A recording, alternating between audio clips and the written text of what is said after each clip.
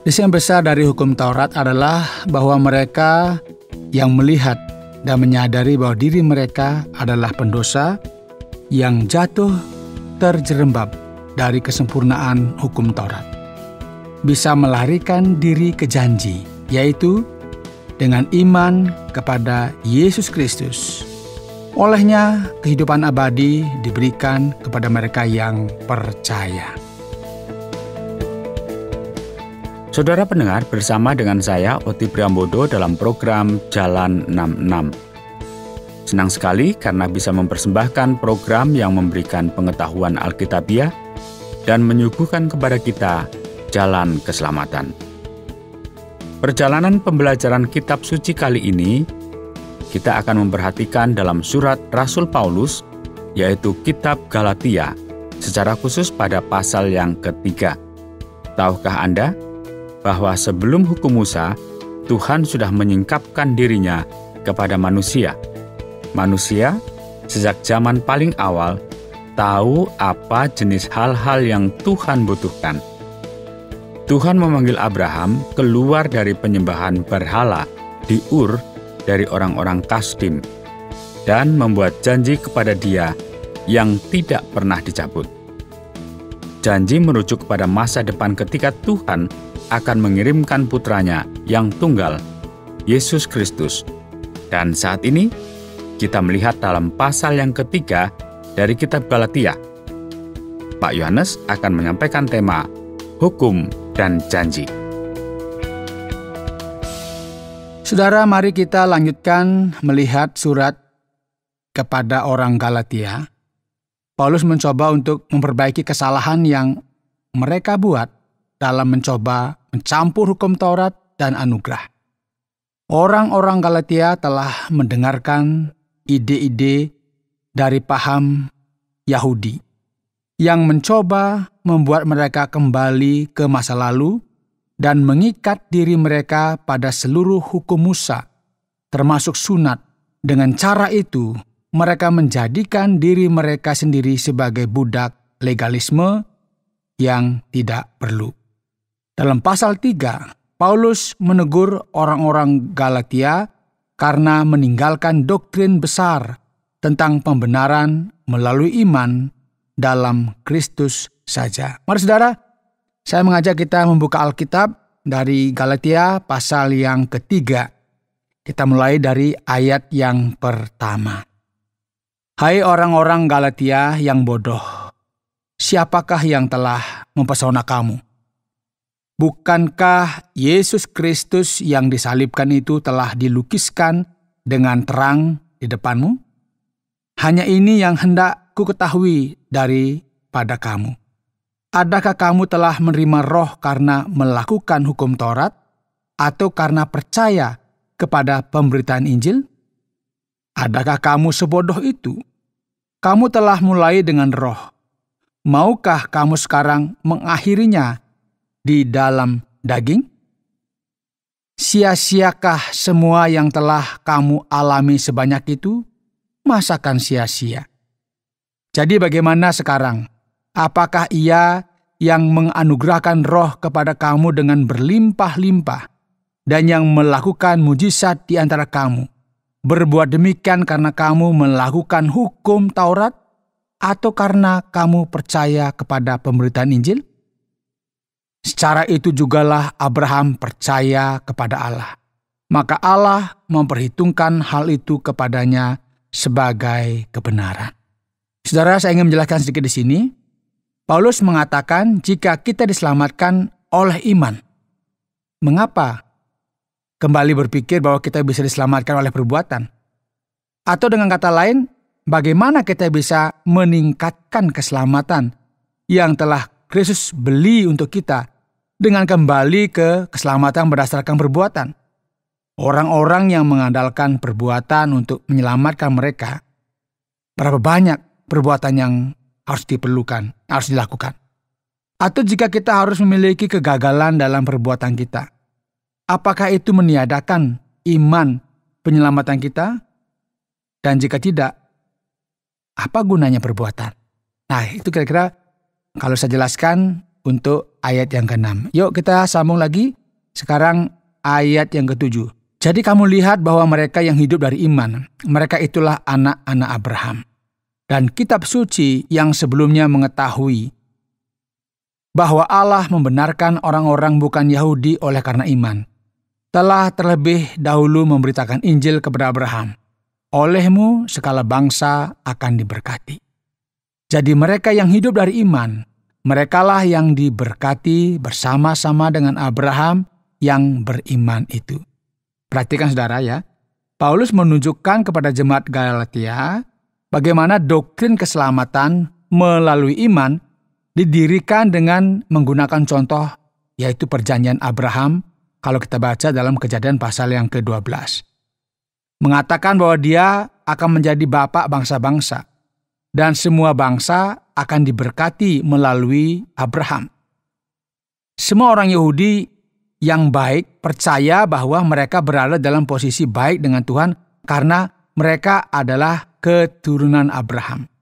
Namun mereka lupa, saudara, bagian yang mengatakan dia percaya kepada Tuhan dan hal itu dianggap sebagai kebenaran baginya.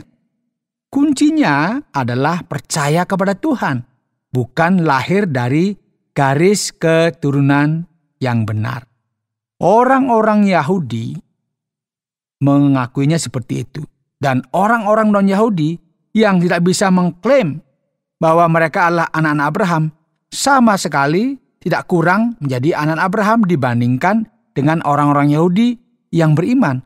Karena semua orang yang mencari Tuhan dalam iman, percaya pada apa yang dikatakan Tuhan, dianggap sebagai anak-anak Abraham di mata Tuhan.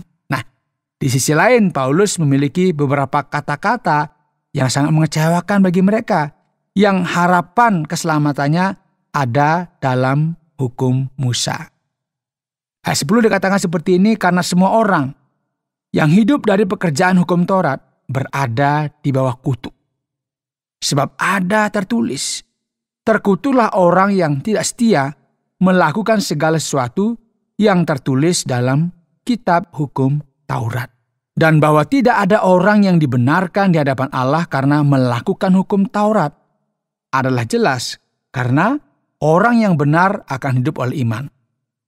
Ini kita bisa lihat dari Nabi Habakuk ya. Orang benar akan hidup oleh iman. Habakuk tidak mengatakan orang benar akan hidup dengan menjalankan hukum Taurat. Jadi di satu sisi ada hukum dan di sisi lain ada iman. Ayat 12, tetapi dasar hukum Taurat bukanlah iman, melainkan siapa yang melakukannya akan hidup karenanya. Jadi ingatlah ya tentang penguasa muda yang kaya dalam catatan Injil datang kepada Yesus dan bertanya, hal baik apa yang harus saya lakukan untuk mendapatkan kehidupan yang kekal? Dan Yesus menunjukkan ke hukum dengan berkata, kamu tahu apa yang dikatakan hukum? Patuhilah hukum itu dengan sempurna, dari lahir hingga mati, dan kamu akan hidup. Dia mencoba membuat anak muda yang kaya ini menjadi sombong. Dia supaya menyadari bahwa tidak mungkin bisa mematuhi hukum. Tetapi anak muda itu dengan tegas berkata, semua hal ini telah saya patuhi sejak muda sampai sekarang. Namun ketika Yesus berkata, ada satu hal yang kurang padamu. Jual seluruh hartamu dan ikutlah aku. Orang itu pergi dengan sedih. Jadi pemuda itu menunjukkan bahwa dia sebenarnya memiliki hati yang serakah dan tidak mau mengikuti Kristus. Orang-orang yang mengaku diri mereka menginginkan kebenaran dan kebaikan seharusnya percaya pada Injil dan mengikuti Kristus. Tapi banyak di antara mereka yang tidak melakukannya. Kita sambung ayat 13. Kristus telah menebus kita dari kutuk hukum Taurat dengan jalan menjadi kutuk karena kita, sebab ada tertulis, terkutuklah orang yang digantung pada kayu salib. Yesus Kristus telah membuat ini supaya di dalam Dia berkat Abraham sampai kepada bangsa-bangsa lain, sehingga oleh iman kita menerima roh yang telah dijanjikan itu. Jadi sekarang kita memiliki hukum Musa di satu sisi, dan janji kepada Abraham tentang Mesias di sisi lain. Hukum yang tidak dapat menyelamatkan, di satu sisi Mesias yang menjalankan hukum dengan sempurna dan menyelamatkan setiap orang yang datang kepadanya ada di sisi yang lain. Ayat 15, saudara-saudara, baiklah ku pergunakan suatu contoh dari hidup sehari-hari. Suatu wasiat yang telah disahkan, sekalipun ia dari manusia, tidak dapat dibatalkan atau ditambahi oleh seorang pun. Adapun kepada Abraham diucapkan segala janji itu, dan kepada keturunannya. Tidak dikatakan kepada keturunan-keturunannya. Seolah-olah dimaksud banyak orang, tetapi hanya satu orang, dan kepada keturunanmu, yaitu Kristus. Maksudku ialah janji yang sebelumnya telah disahkan Allah tidak dapat dibatalkan oleh hukum Taurat yang baru terbit 430 tahun kemudian, sehingga janji itu hilang kekuatannya. Sebab jika apa yang ditentukan Allah berasal dari hukum Taurat, ia tidak berasal dari janji, tetapi justru oleh janjilah Allah telah menganugerahkan kasih karunia-Nya kepada Abraham. Bagian ini dipenuhi dengan kebenaran doktrinal mengenai hukum Musa dan janji sebelum dibuatnya kepada Abraham. Janji yang dibuat kepada Abraham menunjukkan seorang keturunan, yaitu Kristus. Hukum Taurat datang setelah perjanjian Abraham, tepatnya 430 tahun kemudian. Dan ketika hukum Taurat datang, itu tidak mengubah atau membatalkan apa yang telah ditetapkan oleh perjanjian dan janji sebelumnya. Ya, sulit bagi saya untuk meremehkan pentingnya apa yang dikatakan oleh Paulus, karena hingga saat ini masih banyak kebingungan bahkan di kalangan gereja tentang tujuan hukum Taurat dan mengapa kita masih perlu mempelajari perjanjian lama. Kita sambung ayat 19, kalau demikian apakah maksudnya hukum Taurat? Ia ditambahkan oleh karena pelanggaran-pelanggaran. Sampai datang keturunan yang dimaksud oleh janji itu, dan ia disampaikan dengan perantaraan malaikat-malaikat ke dalam tangan seorang pengantara. Seorang pengantara bukan hanya mewakili satu orang saja, sedangkan Allah adalah satu. Ya, dengan kata lain, hukum Taurat adalah penyangga sementara. Hukum itu didirikan karena pelanggaran kita untuk menunjukkan dosa kita. Kehadiran imamat dan sistem pengorbanan semuanya diterapkan sebagai langkah sementara agar hubungan antara Tuhan dan manusia dapat terus berlanjut. Namun hukum tidak dapat memenuhi apapun yang berkaitan dengan janji atau perjanjian. Lalu kita bertanya pada diri sendiri, bukankah ini sebuah kontradiksi? Nah, dengarkan apa yang dikatakan oleh Paulus. Kalau demikian, bertentangankah hukum Taurat dengan janji-janji Allah? Sekali-kali tidak. Sebab andai kata hukum Taurat diberikan sebagai suatu yang dapat menghidupkan, maka memang kebenaran berasal dari hukum Taurat. Tetapi kitab suci telah mengurung segala sesuatu di bawah kekuasaan dosa, supaya oleh iman dalam Yesus Kristus, janji itu diberikan kepada mereka yang percaya. Sebelum iman itu datang, kita berada di bawah pengawalan hukum Taurat dan dikurung sampai iman itu telah dinyatakan. Jadi hukum Taurat adalah penuntun bagi kita sampai Kristus datang supaya kita dibenarkan karena iman. Sekarang iman itu telah datang, karena itu kita tidak berada lagi di bawah pengawasan penuntun. Sebab kamu semua adalah anak-anak Allah karena iman di dalam Yesus Kristus. Saudara lihat ya, hukum diberlakukan untuk membimbing kita kepada Kristus agar kita dapat dibenarkan melalui iman. Setelah kita tahu bahwa kita adalah orang berdosa yang membutuhkan keselamatan, kita dapat berlindung kepada Kristus. Sekarang setelah iman datang, kita tidak lagi berada di bawah pengawasan hukum. Ayat 27, karena kamu semua yang dibaptis dalam Kristus telah mengenakan Kristus. Dalam hal ini tidak ada orang Yahudi atau orang Yunani, tidak ada hamba atau orang merdeka, tidak ada laki-laki atau perempuan, karena kamu semua adalah satu di dalam Kristus. Dan jikalau kamu adalah milik Kristus, maka kamu juga adalah keturunan Abraham dan berhak menerima janji Allah. Dengan kata lain, dalam Injil, orang-orang yang percaya, yang sejati, yang diselamatkan, dan semua menjadi satu dalam Kristus. Ya, kira-kira demikian kita sudah membaca dari Galatia pasal yang ketiga. Anda sedang mendengarkan Jalan 66 dalam rangkaian pembahasan Galatia pasal yang ketiga yang telah dijelaskan oleh Pak Yohanes dengan topik Hukum dan Janji. Baiklah, sekarang mari kita beranjak kepada bagian tanya jawab. Pak Yohanes, dalam ayat yang pertama, Paulus bertanya kepada orang Galatia, "Siapa yang telah menyihir Anda?" Apakah dia benar-benar berpikir ada penyihir yang melemparkan mantra pada mereka?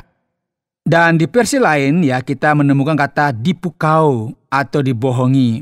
Ini adalah kiasan. Paulus hanya mencoba mengatakan kalian ini nggak benar loh. Saya benar-benar tidak bisa percaya apa yang sedang kalian lakukan. Bagaimana mungkin ya kalian yang telah melihat mujizat melalui Roh Kudus dan telah merasakan anugerah Tuhan dan telah dibebaskan dari hukum Taurat, sekarang ingin kembali dan menjadi legalis lagi. Kalian seperti terpesona, katanya. Sekarang ini tidak berarti mereka benar-benar terpesona, saudara. Tetapi, ya siapa tahu ya, mungkin ada beberapa penentangan dari setan yang sedang berlangsung. Setan selalu mencoba untuk menggoda orang-orang untuk mengubah Injil menjadi sesuatu yang tidak sesuai dengan yang dimaksudkan oleh Tuhan. Sekarang Paulus berbicara tentang berkat Abraham. Apa itu, Pak Yohanes? Ya, berkat Abraham adalah apa yang kita temukan dalam Kejadian pasal 12. Tuhan menjelaskan dengan sangat jelas bahwa Dia memanggil Abraham dan melalui Abraham, melalui keturunannya, yang berarti generasi penerusnya, semua bangsa di bumi akan diberkati. Karena apa? Karena melalui Abraham akan lahir seorang keturunan yang akan menjadi Kristus. Berkat Abraham adalah keselamatan yang datang melalui Kristus. Tapi sayangnya, ya beberapa orang membayangkan berkat ini berhubungan dengan umur yang panjang, ya, atau berkat kemakmuran, keuangan. Kita tahu memang Abraham itu kan umurnya panjang, dia juga kaya. Tetapi berkat Abraham itu berhubungan dengan keselamatan melalui kedatangan Kristus, bukan keuntungan yang bersifat duniawi. Baiklah, sekarang kita perhatikan pada ayat yang ke-17 yang menyebutkan 430 tahun antara Abraham dan pemberian hukum Musa. Tetapi ketika kita mempelajari Kisah Para Rasul, pada bab yang ke-7 disebutkan bahwa itu adalah 400 tahun. Apa yang menjelaskan tentang 30 tahun yang hilang ini? Nah, beberapa orang mungkin ya ini berpikir bahwa Alkitab itu salah. Tidak ya. Hanya saja angka 430 itu dibulatkan menjadi 400 dalam kitab Kisah Para Rasul. Nah, jika Anda bertanya kepada seseorang, "Sudah berapa lama tinggal di sini?" Tidak ada yang akan menjawab dengan mengatakan, "Oh, saya tinggal di sini sudah 2 tahun, 1 bulan, 15 hari, 5 jam, 30 menit, 10 detik." Mungkin mereka hanya mengatakan, "Oh, saya tinggal di sini sudah 2 tahun." Itulah yang terjadi, sebuah angka yang dibulatkan karena angka yang tepat tidak diperlukan dalam kitab Kisah Para Rasul. Apakah itu 430 tahun atau 400 tahun? Tidak begitu penting untuk poin yang Paulus sampaikan, kecuali bahwa dalam surat Galatia, Paulus memberikan detail. Jadi dia mengatakan 430 tahun, sama seperti kitab Keluaran pasal 11. Angka yang benar dan tepat adalah 430 tahun. Saya mencoba untuk memahami poin yang sangat penting ini. Hubungan antara janji dan Tuhan yang dibuat kepada Abraham versus hukum Musa.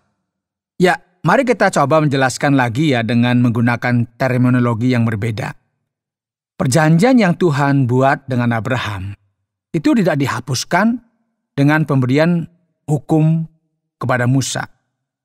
Perjanjian itu dibuat dengan Abraham dan benihnya, ingat B-nya besar. Dan para teolog katakan itu merujuk kepada Kristus. Janji itu tidak pernah dicabut, masih berlaku. Kristus tetap ada selamanya dalam dirinya, dan benih rohaninya yang berarti kita yang merupakan putra dan putrinya melalui iman kita kepadanya. Dari ini kita bisa mempelajari perbedaan janji hukum dan janji Injil. Janji hukum dibuat untuk setiap individu. Janji Injil pertama kali dibuat untuk Kristus. Kemudian olehnya kepada mereka yang percaya pada Kristus, yaitu siapa? Kita. Itu adalah orang-orang yang percaya saat ini. Harus ada perbedaan besar antara janji dan hukum. Karena ketika janji dicampur dengan hukum, hasilnya adalah Anda tidak mendapatkan apa-apa selain hukum. Itu seperti kita mencampur minyak dan air, nggak bisa nyatu. Janji Kristus adalah bahwa siapa saja yang percaya kepadanya akan diselamatkan. Ketika dikatakan seperti ini, janji itulah yang muncul sebagai pemenang, bukan hukum.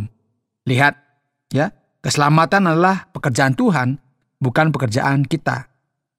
Itu adalah iman kepada Kristus, bukan iman kepada perbuatan kita. Tidak bisa keduanya, saudara. Mari kita biarkan Kristus menjadi juru selamat kita, bukan ketergantungan kita sendiri pada kebenaran manusia. Dan saya pikir Paulus mencoba untuk membuat orang Galatia menyadari akan hal ini. Karena sepertinya mereka masih terjebak mendengarkan Judaizer yang mencoba mencampurkan anugerah dengan hukum. Dan dia bertanya kepada orang Galatia, di mana buah-buah Roh Kudus yang paling jelas? Di antara mereka yang memberikan pembenaran oleh hukum Taurat, atau di antara mereka yang memberitakan doktrin iman dalam Kristus ditambah dengan apapun. Paulus mengingatkan mereka tentang fakta bahwa pesan yang paling jelas dan buah-buah roh yang jelas, termasuk mujizat, hanya jelas di antara mereka yang berpegang teguh hanya kepada Kristus saja. Sekarang, dalam ayat yang ke-20, Paulus sedang menggambarkan seorang perantara perjanjian. Siapa mediator yang dimaksudkan akan hal ini, Pak Yones? Ya, seorang mediator itu didefinisikan sebagai seorang teman yang datang di antara dua pihak dan tidak bertindak hanya atas nama salah satu dari mereka, tetapi keduanya. Paulus mengatakan bahwa hukum diberikan melalui malaikat Tuhan dan ada seorang mediator yang ada pada situ adalah siapa? Musa. Dia sedang memediasi antara dua pihak, Tuhan dan orang-orang Israel. Janji diberikan oleh Tuhan sendiri kepada Abraham, dan itu tanpa syarat. Hukum diberikan 430 tahun kemudian oleh pelayanan malaikat Tuhan dan seorang mediator, yaitu Musa. Ini terjadi di Gunung Sinai, dan hukum itu bersyarat. Hanya mereka yang mematuhinya yang bisa hidup. Nah, masalahnya, tidak ada seorang pun yang bisa mematuhi hukum itu, karena kita telah terjual kepada dosa. Namun syukurnya hukum tidak bisa meniadakan janji.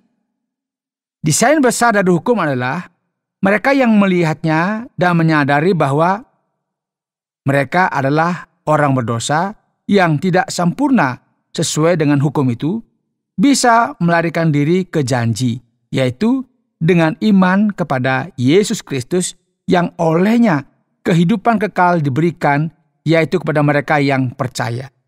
Tuhan menetapkan janji yang kokoh, bahwa siapa saja yang menaruh imannya pada anak Tuhan akan memperoleh hidup yang kekal. Nah, Pak Yones, saya sadar masih berjuang untuk memahami ini. Dan saya yakin ada pendengar yang juga masih berjuang untuk memahaminya. Apakah kita harus memahami segalanya tentang perjanjian Abraham ini dan hubungan antara hukum dan anugerah untuk diselamatkan? Tidak, Pak Oti, tidak. Itulah keindahan janji di dalam Injil. Tuhan membuatnya semudah mungkin agar siapa saja bisa diselamatkan. Seorang anak berusia 3 tahun bisa melakukannya. Anda tidak perlu lulus dari seminari untuk diselamatkan.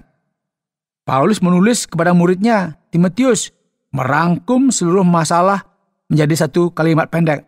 Ada satu Tuhan dan ada satu perantara antara Tuhan dan manusia, yaitu manusia Kristus Yesus. Ya, setiap pendosa yang akan melihat kepada Yesus sebagai juru selamatnya dan percaya dalam namanya akan diberikan hidup yang kekal. Titik. Itulah Injil. Orang-orang perjanjian lama diselamatkan dengan menantikan janji tentang Mesias. Orang-orang perjanjian baru diselamatkan dengan melihat kembali kehidupan, kematian, penguburan, dan kebangkitan Kristus. Jadi, bagaimana kita bisa merangkum inti pesan yang disampaikan oleh Paulus pada Galatia pasal yang ketiga ini, Pak Yones? Saudara yang mengikuti program Jalan 66, kita sedang membicarakan tentang memahami hukum Taurat dan janji-janji yang dibuat sebelumnya kepada Abraham. Hukum tersebut bukan ditujukan untuk membawa keselamatan atau kehidupan. Hukum datang setelah janji, dan janji tersebut terkait dengan perjanjian yang telah ditetapkan Tuhan sebelumnya dengan Abraham dan Kristus yang akan datang. Dalam janji ini sangat jelas ya bahwa Abraham dibenarkan oleh iman, dan kita yang percaya kepada Tuhan secara rohani adalah anak-anak Abraham. Tujuan dari hukum adalah untuk mengungkapkan karakter kudus Tuhan dan mengungkapkan kepada kita bahwa kita adalah orang berdosa. Setelah kita mengetahui ini, kita dapat datang kepada Kristus untuk mendapatkan keselamatan yang kita butuhkan. Dan kita memang membutuhkannya, dan kita bisa memilikinya. Saudara pendengar, karena waktu yang tidak memungkinkan, kita akhiri program Jalan 66 kali ini. Kami menantikan Anda untuk tetap mengikuti pelajaran berikut dalam lanjutan pembelajaran Alkitab yang memberikan pelajaran menyeluruh tentang firman Tuhan. Jika Anda memiliki pertanyaan atau berespon terhadap topik berhubungan dengan program ini, silakan menyampaikan melalui WhatsApp ke nomor 081 333 777 386. Terima kasih atas perhatian Anda.